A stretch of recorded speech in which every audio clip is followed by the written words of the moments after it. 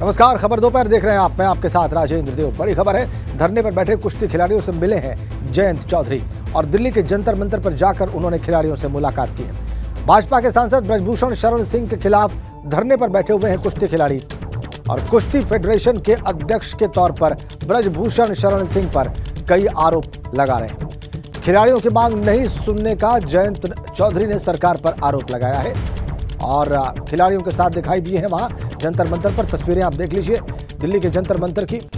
आप उनके साथ खिलाड़ियों को भी देख सकते हैं। माइक से उन्होंने संबोधित भी किया वहां पर उपस्थित लोगों को। कुश्ती खिलाड़ी जंतर मंतर पे लगातार धरना प्रदर्शन कर रहे हैं और आज उन्हें समर्थन देने के लिए राष्ट्रीय लोकदल के अध्यक्ष जयंत चौधरी यहां पे पहुंचे हैं। अगर बात करें तो लोकदल यहां पे उनको प्रदर्शन में समर्थन दे रहा है और राष्ट्रीय लोकदल के राष्ट्रीय अध्यक्ष जयंत चौधरी यहां पे पहुंच के अपना समर्थन खिलाड़ियों को दे रहे हैं। इससे पहले एबीपी गंगा से खास बातचीत में जयंत चौधरी ने साफ तौर पर कहा कि कौन लोग हैं जो ब्रजभूषण शरण सिंह को बचा रहे हैं, वो जनता देख रही है। सरकार पर भी उन्होंने प्रहार किया और साफ तौर पर कहा कि खेल संघ में जो है इस तरीके की चीजें नहीं होनी चाहिए। और अब जयंत चौधरी यहां पे जंतर मंतर पहुंचे खिलाड़ियों के समर्थन में खुद यहां पे आए हुए हैं और अब खिलाड़ियों के बीच में अपना संबोधन भी दे रहे हैं और लगातार यही बातें कह रहे हैं कि खिलाड़ियों को जिस तरीके से इन लोगों ने आरोप लगाया, गंभीर आरोप है यौन शोषण का, उस पे एफआईआर दर्ज करके कार्यवाही होनी चाहिए। और लगातार खिलाड़ी इस बात को लेकर के धरने पर बैठे हुए हैं कि जो उनके खिलाफ यौन शोषण हुआ और तमाम सारी अनियमितताएं हुई हैं, तमाम तरह भ्रष्टाचार हुए हैं कुश्ती फेडरेशन ऑफ इंडिया के अंदर, उसके लिए जिम्मेदार ब्रजभूषण शरण सिंह है और उनके खिलाफ कार्यवाही हो। हालांकि खेल मंत्रालय ने इस पे एक कमेटी का गठन किया था, जिसके बाद अगर बात करें तो कमेटी ने अपना रिपोर्ट खेल मंत्रालय को सौंप दिया, लेकिन अब तक कार्यवाही ब्रजभूषण शरण सिंह के खिलाफ नहीं हुई है, जिसके खिलाफ रविवार से एक बार फिर से खिलाड़ी धरने पर बैठे हैं और लगातार तमाम सारे राजनीतिक दल के लोग उनके बीच पहुंच रहे हैं। पहले हरियाणा के पूर्व मुख्यमंत्री भूपेंद्र सिंह हुड्डा पहुंचे थे और आज अगर बात करें तो उत्तर प्रदेश से रालोद के राष्ट्रीय अध्यक्ष जयंत चौधरी पहुंच के अपना समर्थन दिए हैं। अब देखना है कि सरकार इस पे आगे किस तरीके से कार्यवाही करती है और सुप्रीम कोर्ट में भी कल इस पूरे मामले पर सुनवाई होनी है, तो देखना है सुप्रीम कोर्ट में किस तरीके से सरकार और दिल्ली पुलिस अपना पक्ष रखती है। कृष्ण रोहित के साथ अविनाश तिवारी, एबीपी गंगा, दिल्ली। एबीपी गंगा से बात करते हुए जयंत चौधरी ने खिलाड़ियों के मुद्दे को उठाया और उन्होंने कहा कि खिलाड़ियों की शिकायतों को नजरअंदाज नहीं कर सकते। बहुत संवेदनशील विषय है। एक तो खेल प्रबंधन को लेकर बड़े सवाल उठाए गए हैं। मैं नहीं जानता सारे नेता लोग या नेता के बेटे, नेता के परिवार के लोग ही क्यों, चाहे कैरम बोर्ड हो, चाहे टेबल टेनिस हो, चाहे कुश्ती हो, सारे संघ में वही लोग बने हुए हैं। एक तो वो मानसिकता है, जो खेल के मैदान में कभी गया ना हो और खिलाड़ियों के भविष्य को आज तय कर रहा हो, तो ये बड़ी चीज़ होती है। इसके खिलाफ एक जन भावना है। अब स्पोर्ट्स कोड भी आ गया है, तो कुछ प्रावधान जो पहले नहीं थे अब हमें दिए गए हैं। और उससे भी बड़ा सवाल ये हो गया है कि महिला उत्पीड़न का एक आरोप लगाया गया है और आज नहीं 3 महीने पहले भी चर्चाएं हुई थी। देश के बड़े प्रसिद्ध जाने माने चेहरे, खेल जगत के बड़े चेहरे जिन्होंने बहुत कुछ देश को दिया है और उनकी बड़ी तपस्या रही है, वे मजबूर होकर सड़क पे आए थे। तो सरकार ने 3 महीने में क्या किया?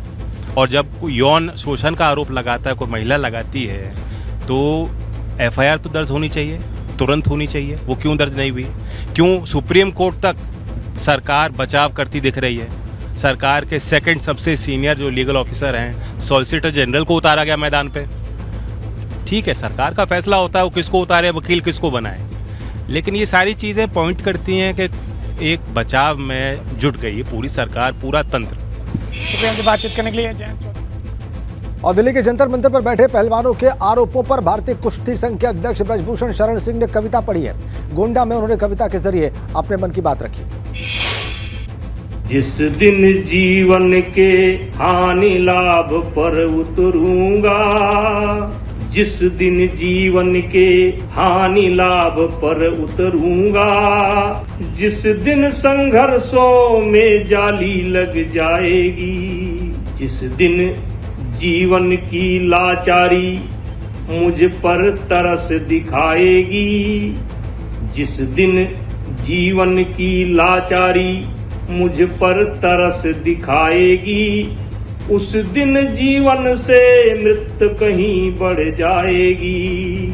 ऐसी जिंदगी जीना मैं पसंद नहीं करूंगा और चाहूंगा ऐसी जिंदगी जीने के पहले कि मृत्यु मेरे करीब आ जाए। जिस दिन और अब हम बात करेंगे निकाय चुनाव।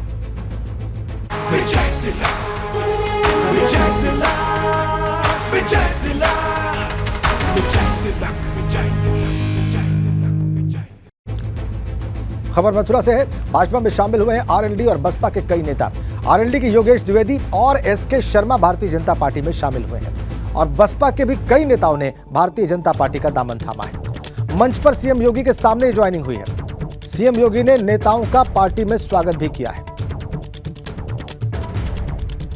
ये देखिए आप, आरएलडी और बसपा के नेताओं ने कैसे भाजपा का दामन थामा। खुद मुख्यमंत्री योगी मंच पर थे और उनके सामने ज्वाइनिंग्स हुई हैं। ये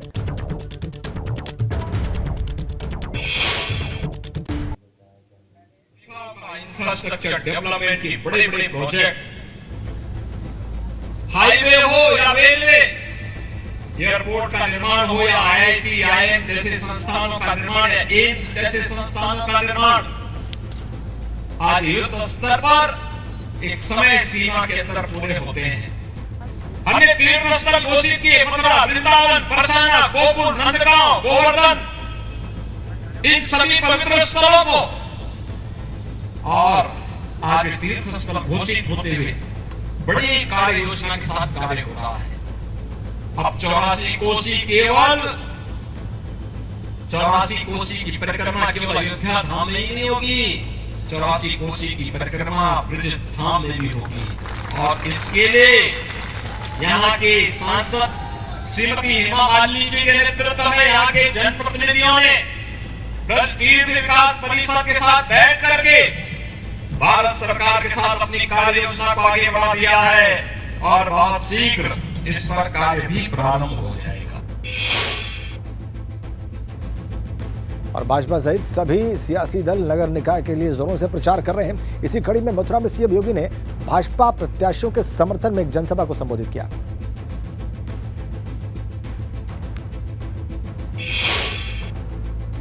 आपने देखा होगा इंफ्रास्ट्रक्चर डेवलपमेंट की बड़े बड़े प्रोजेक्ट,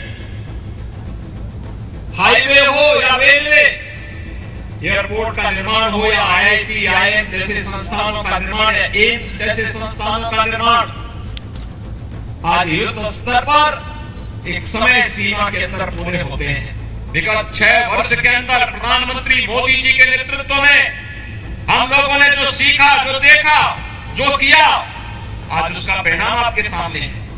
याद करिए 2006, 16, 2017 के पहले इसी मथुरा में जवाहर बाग की घटना घटी हुई थी ना, और जवाहर बाग की घटना में कितना बड़ा खून खराबा हुआ था। एक गुंडागिरी का अड्डा था, अराजकता का अड्डा था। और आज आप देखते होंगे जवाहर बाग में आप जाइए, बेहतरीन आपको वहां पे गार्डन मिलेगा, पार्क मिलेगा। ये है 17 के पहले और 17 के बाद का। वही 2017 के पहले कोसी कला में दंगा होता था, दंगा हुआ था ना कोसी कला में। आज दुनिया की सबसे बड़ी मैन्युफैक्चरिंग का प्लांट पेप्सिको का आपके कोसी कला में लग चुका है। विरासत के सम्मान के लिए कहीं काशी विश्वनाथ धाम का निर्माण हो रहा है, कहीं अयोध्या में भगवान राम के भव्य मंदिर के निर्माण का कार्य, कहीं केदारनाथ में भगवान केदारनाथ के उस धाम के पुनरुद्धार की कार्रवाई होती है, कहीं महाकाल के महालोक के पुनरुद्धार की कार्रवाई। ये है नए भारत का नव निर्माण प्रधानमंत्री मोदी जी के नेतृत्व में।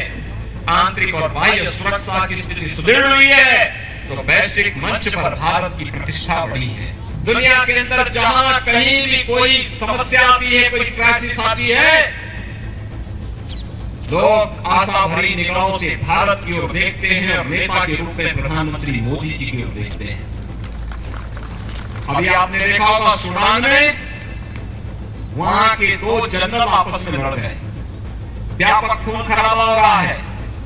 इससे पहले दुनिया कुछ समझ पाती, प्रधानमंत्री मोदी जी ने ऑपरेशन कावेरी के नाम पर वहां पर रह रहे भारतीयों को सुरक्षित वापस लाने की कार्रवाई शुरू कर दी। और आपने देखा होगा कल ही एक खेप वहां से भारतीय नागरिकों की वापस आ चुकी है। आपने देखा।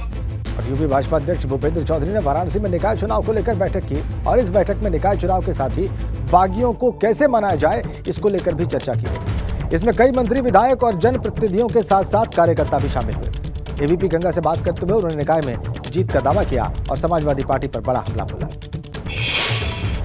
बीजेपी के प्रदेश अध्यक्ष वाराणसी पहुंचे हैं और वाराणसी पहुंचने के बाद निकाय चुनाव को लेकर बड़ी बैठक कर रहे हैं। हमारे साथ प्रदेश अध्यक्ष भूपेंद्र चौधरी जी हैं। चौधरी जी, किस तरह की ये बैठक है, क्या मायने रखती है? हमारे संगठन की बैठक है, नगर निकाय का चुनाव है, तो आज पूरे वाराणसी कमिश्नरी के जो प्रथम चरण में चुनाव है, नगर पंचायतों के, नगर पालिकाओं के, नगर निगम के सभी प्रमुख पदाधिकारी कार्यकर्ताओं को, जिनके पास संगठन की इन निकायों की जिम्मेवारी है, दायित्व है, उन सबको आमंत्रित किया गया। और हम लोगों ने एक बेहतर रणनीति बनाकर अपने कार्यकर्ताओं को काम बांटकर इन चुनावों में भारतीय जनता पार्टी को 100% सफलता मिले, इस लक्ष्य के साथ हम लोग आगे बढ़ रहे हैं। मुझे विश्वास है कि जिस प्रकार का काम हमारी केंद्र की माननीय मोदी जी के नेतृत्व में और योगी जी के नेतृत्व में नगर निकायों के माध्यम से हमने किया है, प्रदेश की महान जनता 100% सफलता भाजपा को दिलाएगी, ऐसा मुझे विश्वास है। अध्यक्ष जी, मुख्यमंत्री से लगा है बीजेपी के तमाम बड़े नेता, चाहे मंत्री हों चाहे नेता हों, फील्ड में उतर चुके हैं। बनारस में भी सीएम के कार्यक्रम है, डिप्टी सीएम के कार्यक्रम है, मंत्रियों के कार्यक्रम है। नहीं, सब लोग भारतीय जनता पार्टी के कार्यकर्ता हैं और अपनी पार्टी के लिए प्रचार करना ये हम सबका दायित्व है।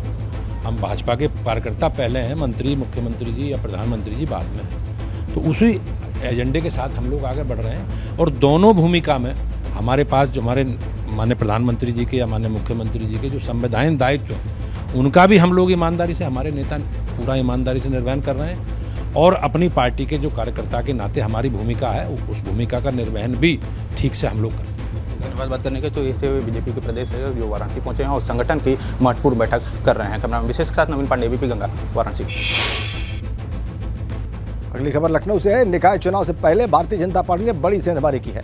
भाजपा ने कांग्रेस और सपा को बड़ा झटका दिया है। कांग्रेस के महानगर अध्यक्ष भाजपा में शामिल हो गए। दिलप्रीत सिंह डीपी ने भी भाजपा की सदस्यता ली है।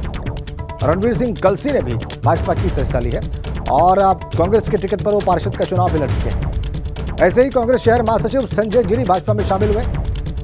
सपा से पलक रावत और ताराचंद रावत भाजपा में शामिल हुए। पलक रावत सपा से जिला पंचायत सदस्य हैं और ताराचंद रावत उनके पति हैं। तो डिप्टी सीएम ब्रजेश पाठक ने इन सभी को भाजपा की सदस्यता दिलाई।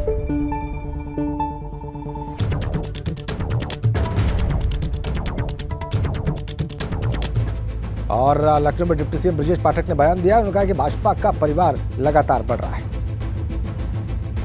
समाजवादी पार्टी के बाद आज भारतीय जनता पार्टी ने कांग्रेस में भी सेंधमारी की। हमारे साथ में डिप्टी सीएम ब्रजेश पाठक जी हैं। सर, पहले शाहजहांपुर में सपा में सेंधमारी, अब लखनऊ में कांग्रेस में।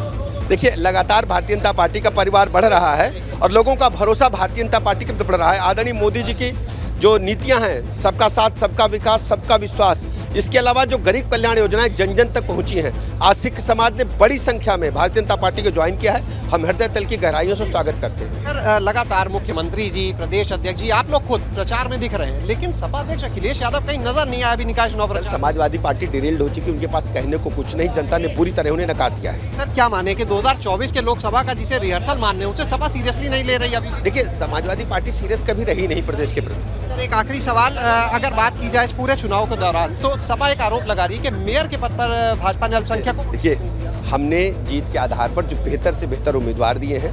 अभी मैं बता दूं, चेयरमैन पद पर हमारा अल्पसंख्यक समाज का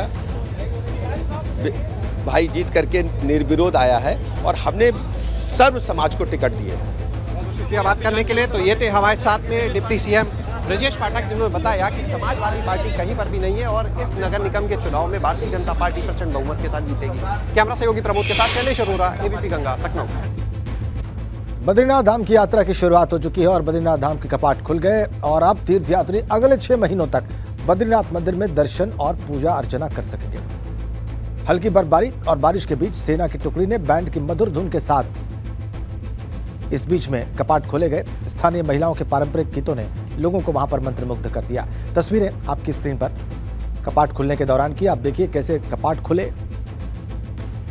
और उस वक्त वहां पर वातावरण क्या था, कैसे फूलों से मंदिर को सजाया गया था।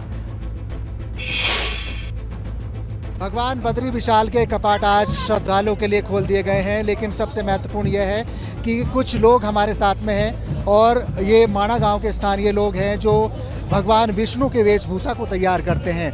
क्या मानते हैं आज भगवान विष्णु के कपाट खोल दिए गए हैं? जी, आज भूबैकुंठ धाम में नारायण के कपाट खुल गए हैं और बहुत ही आनंद की अनुभूति हो रही है। बर्फबारी भी बहुत हुई है और सारा विश्व लग रहा है यहाँ पे एकत्रित हो गया है भूबैकुंठ धाम में, और नारायण की कृपा सब पे होनी चाहिए, मेरी यही प्रार्थना है। और हम लोग माणा से हैं, मैं श्रीमती रूबी राउत, हर साल यहाँ पे दर्शन के लिए आती हूँ, चाहे कहीं भी रहूँ मैं, मगर हर साल दर्शन के लिए आती हूँ। भगवान विष्णु की वेशभूषा किस तरीके से जब भगवान विष्णु 6 महीने यहाँ पे रावल जी पूजा करते हैं और जब कपाट बंद होता है तो माणा गांव की महिलाएं घृत कंबल चढ़ाती हैं, वही कंबल ओढ़े रहते हैं भगवान जी, और अखंड ज्योत जलती रहती है, वही घृत कंबल आज प्रसाद के रूप में वितरित होता है जी नारायण भगवान के। खास आप लोग करते हैं धाम के लिए, जिस तरह से अभी आपने पारंपरिक वेशभूषा है, नृत्य है, कुछ गाना?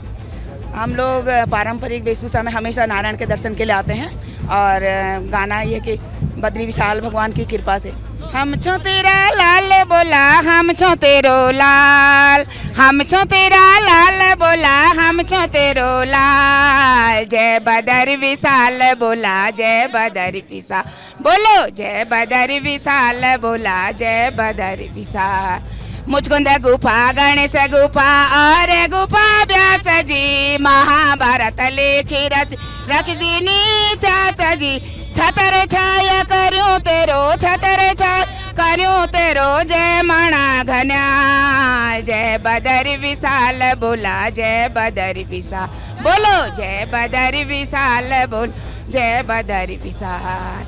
हम छो तेरा लाल बोला, हम छो तेरो लाल, हम छो तेरा लाल बोला, हम छो तेरो लाल, जय बदर विशाल बोला, जय बदर विशाल, जय बदर विशाल बोला, जय बदर विशाल, जय बदर विशाल बोला, जय बदर विशाल बोलो, बद्री विशाल भगवान की जय। भगवान बद्री विशाल सनातन धर्म की, सारे भक्तों की और मीडिया कर्मियों की भी जय जयकार हो। सभी लोग बिल्कुल बहुत ही उत्साह में है, और साफ तौर पर जिस तरीके से भगवान बद्री विशाल के आज कपाट खुले हैं तो पूरे परिसर में जय बद्री विशाल के जयकारों से पूरे क्षेत्र गुंजायमान है। अपने सहयोगी कैमरा पर्सन क्रिस्टोफर लॉरेंस के साथ विनोद कुमार, एबीपी गंगा, बद्रीनाथ धाम।